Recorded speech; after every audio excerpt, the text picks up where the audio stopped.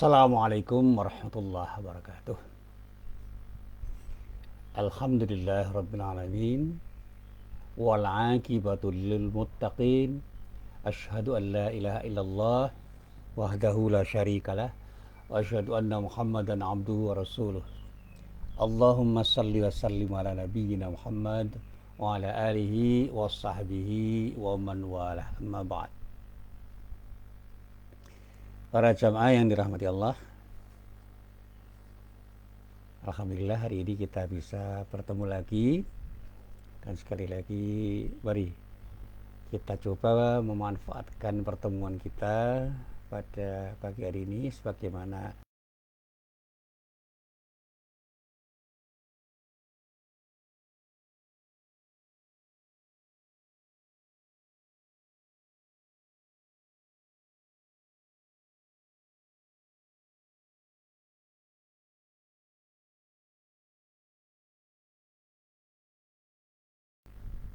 para jamaah yang dirahmati Allah.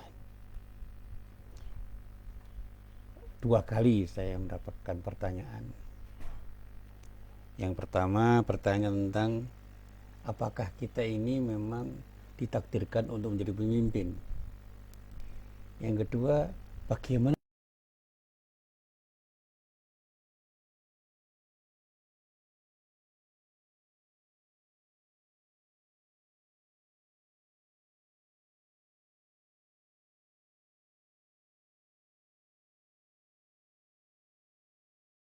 sebuah uraian dari seorang sosiolog tentang arti penting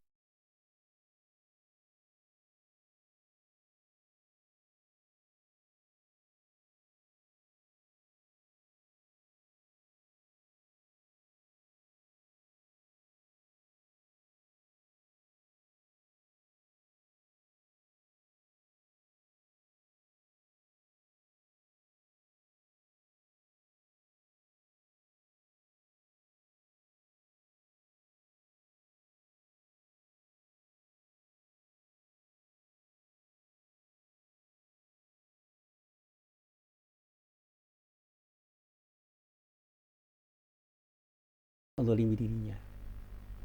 Dia tidak menzalimi dirinya, apalagi menzalimi orang lain. Bahkan dengan mengorbankan kepentingan dirinya, justru dia akan menerima umpan balik dari orang-orang yang dipimpinnya, karena mereka akan membalas kebaikan pemimpin itu dengan kebaikan-kebaikan yang jauh lebih bermakna.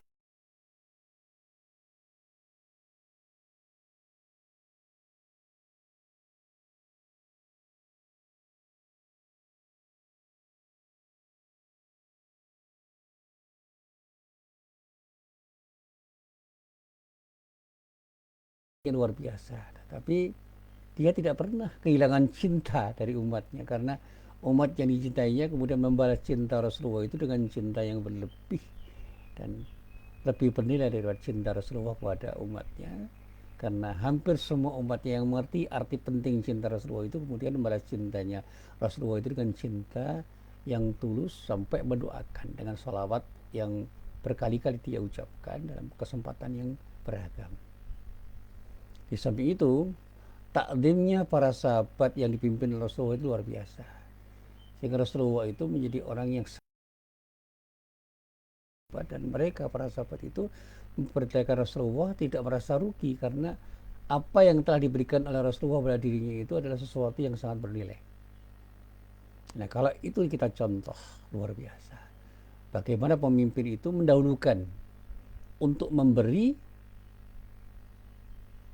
dengan cara yang terbaik kepada orang yang dipimpinnya, sehingga pada saatnya orang yang dipimpinnya pun akan memberikan umpan balik pada dirinya, bahkan lebih dari apa yang pernah diberikan oleh dirinya kepada orang lain. Jadi jangan sampai pemimpin itu minta dilayani.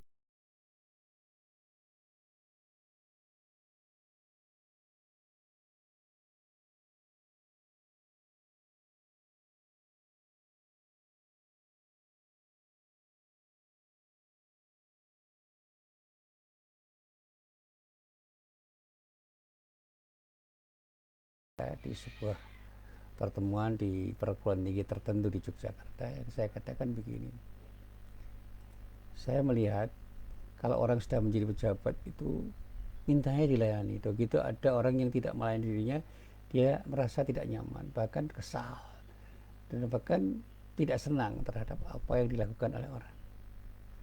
Padahal dia dipilih menjadi pejabat itu bukan karena apa-apa, tetapi karena dia punya sesuatu yang dianggap nanti akan memberikan kontribusi positif pada orang-orang yang memilihnya. Sehingga harapan orang yang memilih itu adalah orang yang dipilih pejabat itu betul-betul menjadi pemimpin yang akan memberikan kontribusi positif pada orang-orang yang memilihnya. Itu harapan dari orang-orang yang memilihnya. Dan itu harus menjadi kesadaran bagi para pejabat di perguruan tinggi itu. Kemudian yang kedua, saya di masjid. Saya itu kenal dengan seorang imam yang insya Allah itu orang baik dan menjadi contoh yang baik. Dia itu adalah orang yang selalu rendah hati. Dia menjadi imam di masjid itu dan tidak pernah merasa dia itu lebih daripada yang lain. Sehingga kalau dia itu datang, kemudian ada orang yang ingin menjadi imam, dipersilakan.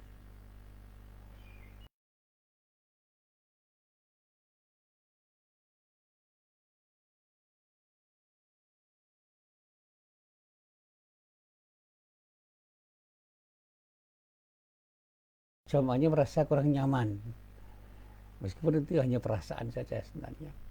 Banyak orang yang ketika menjadi imam itu bacaannya lebih baik daripada dirinya. Lebih fasih, lebih merdu. Tetapi kemantapan pada jamaah itu luar biasa. Ketika diimami oleh sang imam itu merasa ada kesejukan, ada kenyamanan, ada ketenangan. Dan itu tautan hati, ikatan emosional yang tidak bisa dipaksakan. Nah, pemimpin yang seperti itu adalah pemimpin yang didambakan, dan dia tidak pernah merasa menjadi orang penting. Dia tidak pernah merasa menjadi orang yang dipentingkan. Dia selalu ingin memberikan pelayanan yang terbaik pada para jamaahnya. Bahkan dia rela berkorban dengan apa saja untuk memberikan sesuatu yang terbaik pada para jamaahnya, sehingga dia menjadi orang yang sangat dicintai oleh para sahabatnya, oleh para makmumnya, dan orang-orang yang dipimpinnya. Dan ini sebenarnya sesuatu yang seharusnya dilakukan oleh setiap pemimpin. Nah, para jamaah yang dirahmati Allah, berkaitan dengan hal itu, saya ingin sedikit mengutip apa yang dikatakan oleh seorang ulama besar namanya Dr. Yusuf Al-Qaradawi.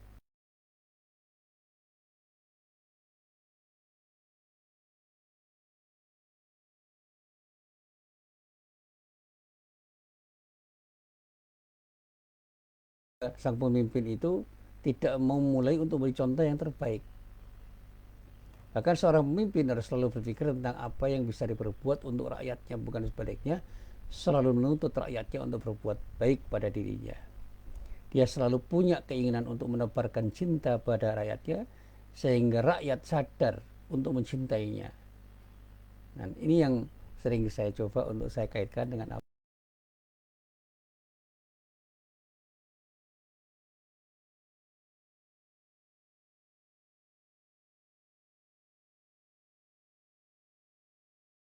Tujuh halaman 158. Rasulullah itu pernah memberi nasihat kepada umatnya begini. Khiyarukum a'immat.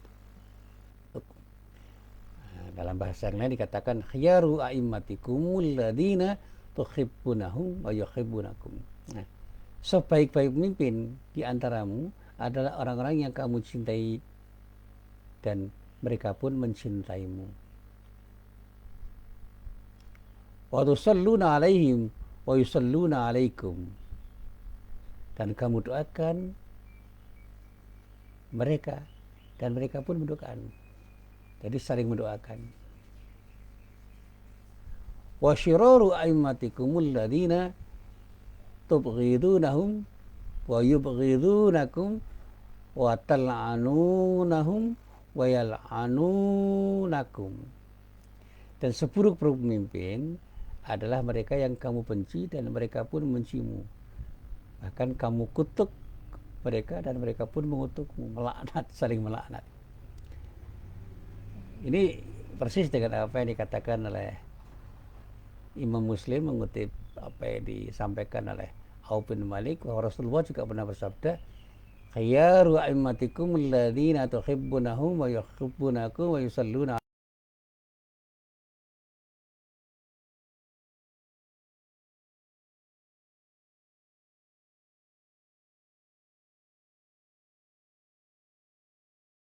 ya Rasulullah, afala nunabiduhum bisayfi." Faqala la ma aqamu fikum as-salata wa idza ra'aitum min ulatikum syai'a takrahunahu fakrahu amalahu wa la tanzi'u yadan min ta'atin. Jadi sebaik-baik pemimpin itu adalah mereka yang mencintai orang.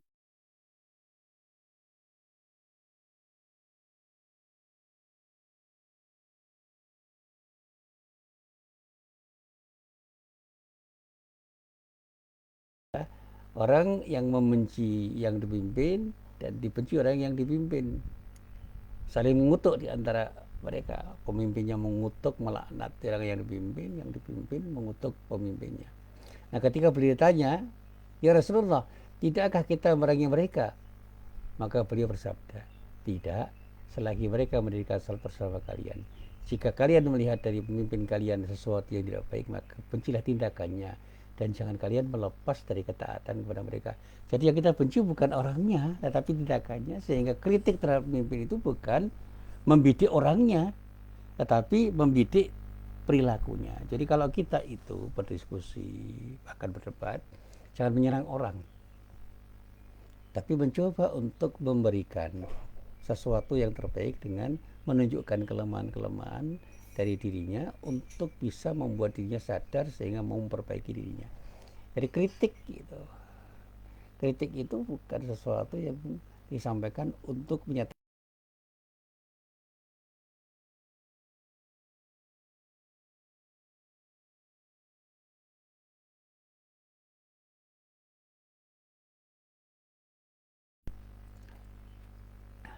Para jamaah yang dirahmati Allah, sebenarnya kalau kita bicara tentang ajaran Islam, Islam itu mengajarkan bagaimana seorang pemimpin itu seharusnya bisa mendahulukan kepentingan orang yang dipimpinnya, kepentingan rakyatnya.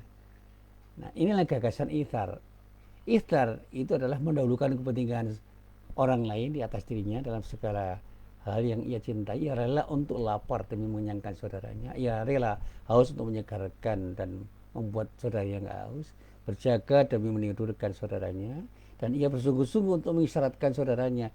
Ia rela untuk ditembus peluru dadanya untuk menebus saudaranya. Ini satu gambaran yang mudah untuk kita berikan. Jadi bagaimana kita itu berkorban untuk orang lain bukan karena kita ingin melindungi diri kita, tetapi berusaha agar orang lain yang menjadi sahabat kita, teman kita, orang yang dipimpin itu menjadi orang yang tidak terzalimi karena peran yang kita mainkan. Dan bahkan kalau kita itu bicara tentang kepemimpinan yang baik, seorang pemimpin yang baik itu adalah orang-orang yang bisa bersikap adil terhadap siapapun, baik terhadap dirinya maupun orang lain yang dipimpinnya. Sehingga sikap adilnya itu menyejarah menjadi sesuatu.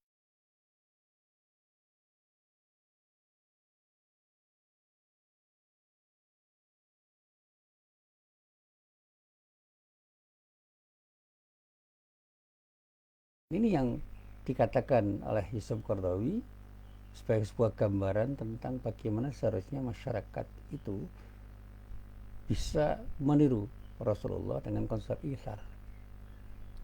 Dan konsep ithar itu sudah ditunjukkan oleh Rasulullah ketika Rasulullah mempersaudarakan orang-orang Ansor dan orang-orang Muhajirin.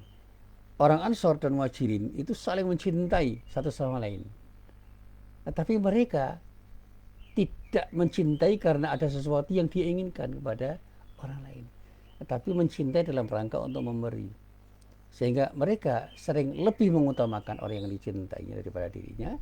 Sekalipun mereka itu susah, mereka senang karena apa? Bisa memberikan sesuatu yang terbaik pada orang yang dicintainya. Dan inilah cinta dalam bentuk rahmah. Sebagaimana kalau kita bicara tentang cinta orang tua terhadap anak-anaknya, itu luar biasa. Orang tua itu tidak berharap apa-apa terhadap anaknya, tetapi ingin memberikan sesuatu yang terbaik pada anaknya, sehingga pada saatnya dia rela berkorban untuk kebaikan anak-anaknya. Dan disitulah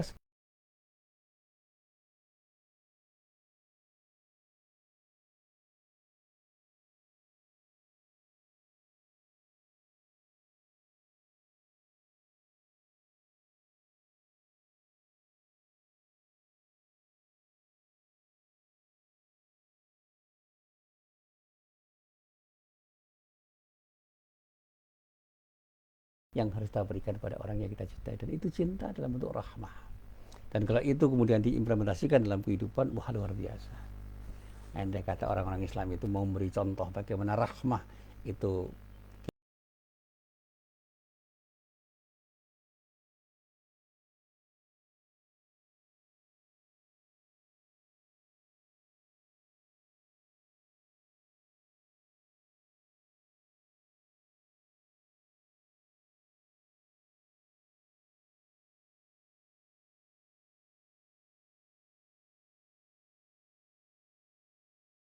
kepada orang lain, dan pada saatnya umpan baliknya luar biasa. Orang selalu ingin berlomba-lomba berbuat baik pada orang lain, sehingga dia rela berkorban untuk memberikan sesuatu yang baik pada orang lain, karena pengorbanan mereka itu akan berdampak positif pada dirinya, karena umpan baliknya orang lain yang pernah diperlakukan baik itu akan membalas kebaikan yang mungkin jauh lebih bernilai daripada apa yang pernah dia lakukan. Nah, para jamaah yang dirahmati Allah, banyak hal yang saya sampaikan tentang bagaimana ithar itu bisa kita coba untuk kita terapkan dalam kehidupan kita. Dan ithar ini memang sangat langka dan sulit kita mendapatkannya. Dan pada saat ketika kita itu betul-betul ingin menerapkan konsep ithar itu, kita mulai dari diri sendiri. Bagaimana ruh ithar itu kemudian menjadi sesuatu yang tumbuh menjadi cinta yang berawal dari keinginan untuk memberi, berkeinginan untuk menjadi bagian dari orang yang ingin memberikan sesuatu yang terbaik pada siapapun, sehingga keinginan untuk saling memberi itu tumbuh di ketika kita membangun persahabatan.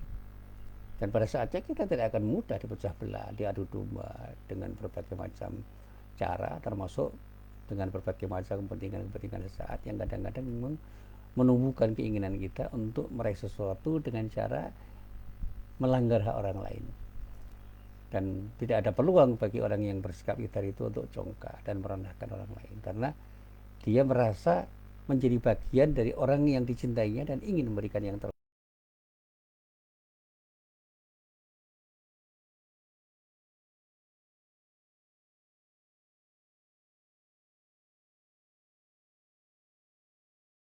Bersati yang hingga kini kata para sejarawan layak dicatat sebagai sesuatu yang bisa kita teladani. Dan para sahabatnya pun mencoba untuk mencontoh bagaimana mengambil ibrah, pelajaran dari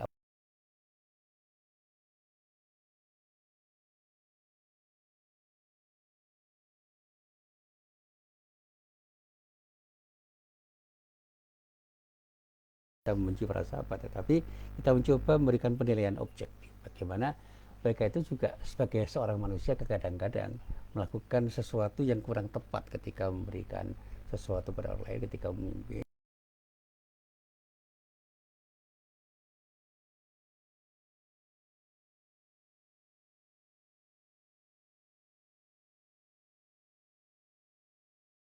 Apa yang telah mereka lakukan, sehingga pada saatnya kita bisa mencontoh mereka dengan contoh yang lebih baik, dan pada saat yang tepat kita akan bisa menjadi pemimpin yang lebih baik daripada apa yang pernah mereka lakukan.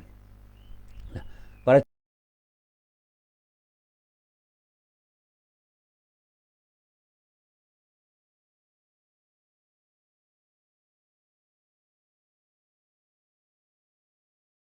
dengan para pemimpin yang mereka pilih, karena apa? Ternyata mereka tidak bisa memberikan yang terbaik kepada rakyatnya, dan bahkan lebih banyak meminta kepada rakyatnya untuk memberi. Mereka bahkan dikatakan oleh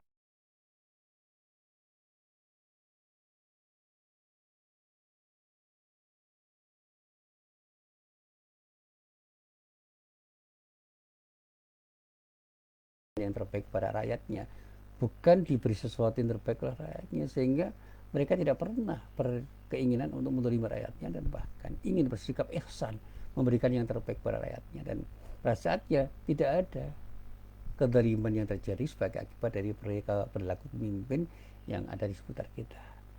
Dan kita berharap para pemimpin kita betul-betul tidak terbuai dengan apa yang mereka peroleh, dan pada saatnya mereka sadar bahwa mereka itu menjadi pemimpin karena dipilih, dan ketika mereka dipilih, mereka punya tanggung jawab untuk menjadi dirinya yang terbaik untuk rakyatnya yang dipimpin, di samping menjadi uswah hasanah juga bisa berbagi dengan cara yang terbaik dengan konsep ithar, sehingga mereka benar-benar selalu ingin memberikan yang terbaik pada rakyatnya dan mengimplementasikan konsep itharnya itu dalam bentuk cinta.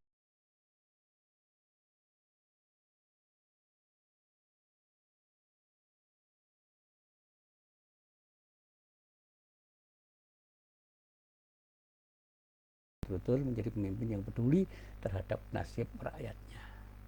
Nah, inilah yang bisa saya sampaikan dalam kesempatan yang singkat ini, mudah-mudahan bermanfaat. Mari kita coba menerapkan konsep ithar itu. Ketika kita jadi pemimpin, jadilah pemimpin yang ingin memberi yang terbaik pada siapapun yang kita pimpin. Dan ketika kita menjadi orang yang pimpin, mari kita berbuat baik kepada pemimpin, bukan karena kita ini diminta untuk berbuat baik, tetapi kewajiban kita adalah memberikan peluang kepada pemimpin agar mereka betul-betul bisa memberikan yang terbaik kepada rakyatnya, dan pada saatnya mereka akan menjadi pemimpin yang memberi manfaat pada rakyatnya, dan pada saat yang tepat mereka akan bisa menjadi pemimpin yang betul-betul menjadi pemimpin yang memberi banyak manfaat kepada rakyatnya. Billahi taufik wal hidayah. Assalamualaikum warahmatullahi wabarakatuh.